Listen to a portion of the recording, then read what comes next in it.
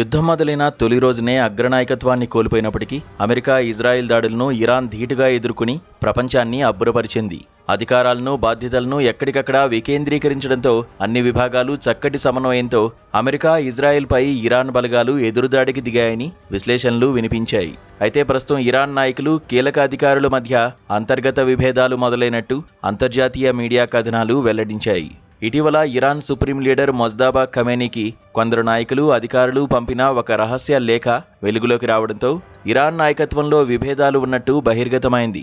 ప్రస్తుతం ఇరాన్లో ముఖ్యంగా 2 వర్గాలు కనిపిస్తున్నాయి. కఠిన వైఖరి అవలంబిస్తున్న అతివాదులు ఒక వర్గం కాగా, చర్చలకు సిద్ధంగా ఉన్న మితవాదులు రెండో వర్గం.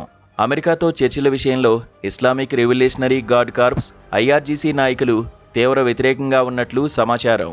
ప్రస్తుతం యుద్ధానికి సంబంధించిన కీలక నిర్ణయాలు IRGC తీసుకుంటున్నట్లు తెలుస్తోంది. మరోవైపు ఈ 2 వర్గాల మధ్య అణు ఒప్పందంపై తీవ్ర విభేదాలు కొనసాగుతున్నట్లు అంతర్జాతీయ మీడియా కథనాలు పేర్కొన్నాయి. ఇరాన్ ఆర్థిక పరిస్థితి ప్రమాదకరంగా ఉందని, అణు సమస్యపై అమెరికాతో తీవ్రంగా చర్చలు జరపడం తప్ప మరో మార్గం లేదని ఖమేనీకి రాసిన రహస్య లేఖలో మితవాదులు పేర్కొన్నట్లు సమాచారం.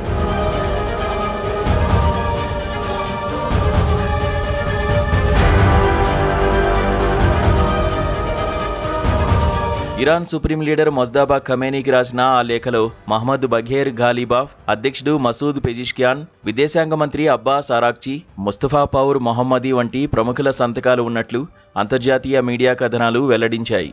ఈ కీలక నాయకులు అమెరికాతో చర్చలు సాగించాలని కోరుకుంటున్నారు. మరోవైపు అమెరికా డిమాండ్లకు తలగ్గకూడదని, అణు కార్యక్రమంపై ముందుకు వెళ్లాలని IRGC సహా అతివాద వర్గాలు భావిస్తున్నాయని సదరు కథనాలు పేర్కొన్నాయి. అమెరికాతో చర్చలు జరపాలా లేక ఘర్షణను కొనసాగించాలా అనే విషయంలో నాయకత్వంలో పెరుగుతున్న విభేదాలను తాజా లేఖ బహిర్గతం చేసిందని తెలిపాయి.